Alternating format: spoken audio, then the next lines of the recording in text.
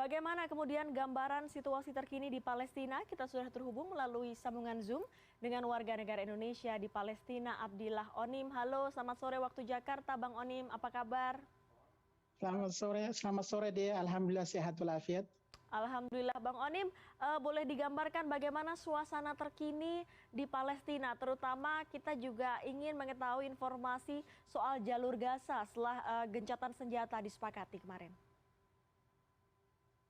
Iya, Dea, memang terjadi agresi atau invasi Israel ke wilayah jalur Gaza yang berlangsung selama 11 hari dan kedua belah pihak sepakat untuk gencatan senjata. Perlu sampaikan bahwa saat ini di Gaza damai yang terkoyak karena pasca gencatan senjata dan sampai dengan hari ini pihak Israel kembali melakukan penyerangan ke kompleks Masjid Jidil Aqsa Mubarak dan mengusir seluruh muslimin yang ada di dalam kompleks Masjidil Aqsa, dan itu terjadinya sampai dengan saat ini. Seperti yang dia katakan tadi, memang pasca agresi saat ini fase recovery, yaitu tidak kurang dari 100.000 warga Gaza mereka kehilangan rumah mereka, dan sampai dengan saat ini situasinya belum kondusif, di mana sebagian dari warga Gaza terpaksa harus menempati sekolah-sekolah dan juga emperan toko karena rumah mereka telah hancur. Sampai dengan saat ini dia sudah dicatat jumlah korban dari Kementerian Kesehatan Palestina yaitu 248 warga Gaza meninggal dunia, 66 diantaranya adalah anak-anak, 39 adalah perempuan, serta 17 orang lansia, sedangkan yang cedera lebih dari 2.000 orang. Sampai dengan saat ini dia para pasien yang menempati rumah sakit di Syifa dan Rumah Sakit Indonesia, tentunya mereka sampai dengan saat ini mengalami krisis obat-obatan. Kenapa demikian? Karena sampai dengan saat ini pintu perbatasan antara Gaza dan Mesir, maksud saya pintu perbatasan antara Gaza dan Israel masih ditutup oleh pihak Israel. Sedangkan sampai dengan saat ini bantuan yang paling banyak masuk ke wilayah Gaza adalah atas kiriman dari pemerintah atau otoritas Mesir, baik itu bantuan obat-obatan, solar, dan juga bantuan bahan makanan lainnya. Ya, Bang Ya. Onim, bagaimana dengan proses rekonstruksi bangunan warga sipil? Tadi Bang Onim menyebut bahwa lebih dari 100.000 warga Gaza ini terdampak dan harus tinggal di sekolah maupun tempat-tempat umum begitu. Bagaimana kemudian proses rekonstruksinya? Apa kendala yang dialami oleh pemerintah setempat?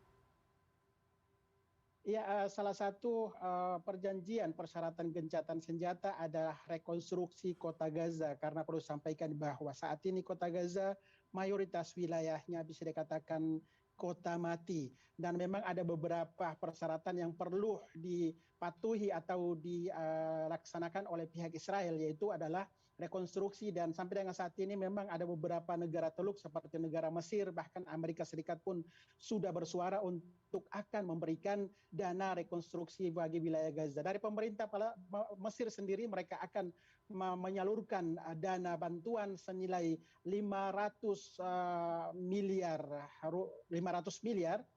500 juta miliar maksud saya, yang akan dimanfaatkan untuk rekonstruksi wilayah jalur Gaza. Tentunya alhamdulillah sampai dengan saat ini dia masyarakat Indonesia masih rutin dan luar biasa dukungannya terhadap saudara-saudara kita di Palestina. Alhamdulillah sampai dengan saat ini dia dari Nusantara Palestina Center bekerja sama dengan Darut Tauhid Peduli telah mendistribusikan tidak kurang dari 6 miliar rupiah, yang mana bantuan tersebut dialokasikan untuk bantuan obat-obatan kita serahkan ke Kementerian Kesehatan Palestina di Gaza, dan juga bantuan tunai untuk para pasien anak-anak. Dan bantuan tersebut alhamdulillah sampai ke warga Gaza yang diserahkan oleh Bang Onim bertemu langsung dengan pemerintah kesehatan di Palestina.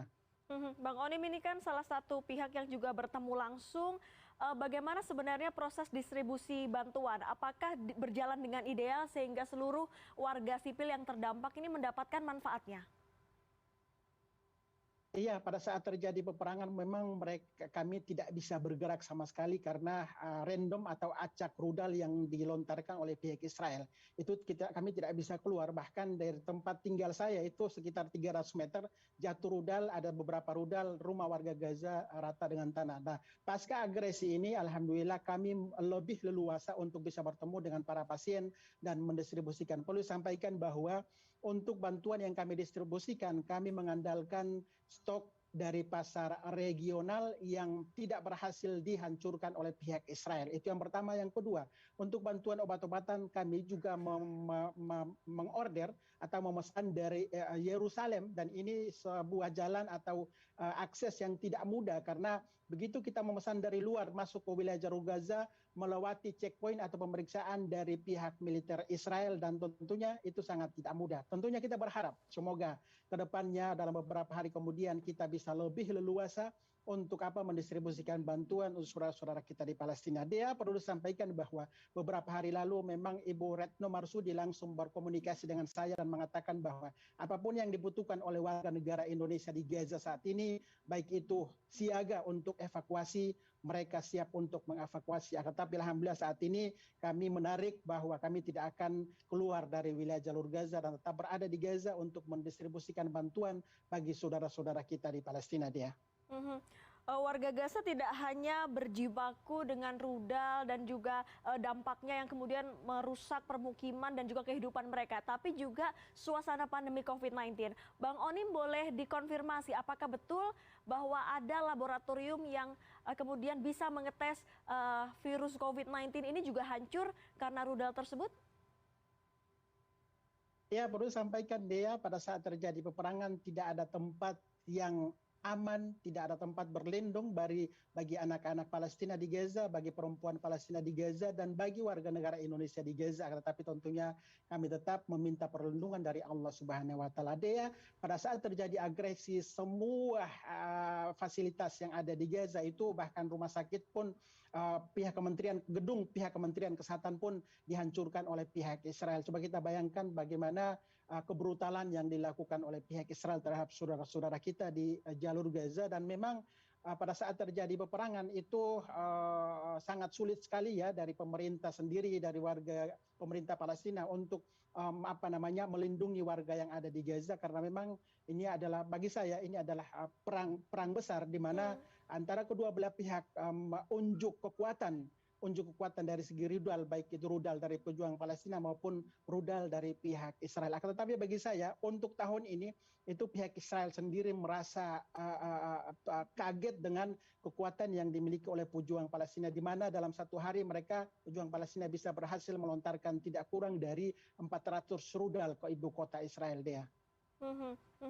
Ini juga kemarin kami di Indonesia menerima gambar-gambar bahwa Rumah Sakit Indonesia di Gaza terkena dampak serangan militer.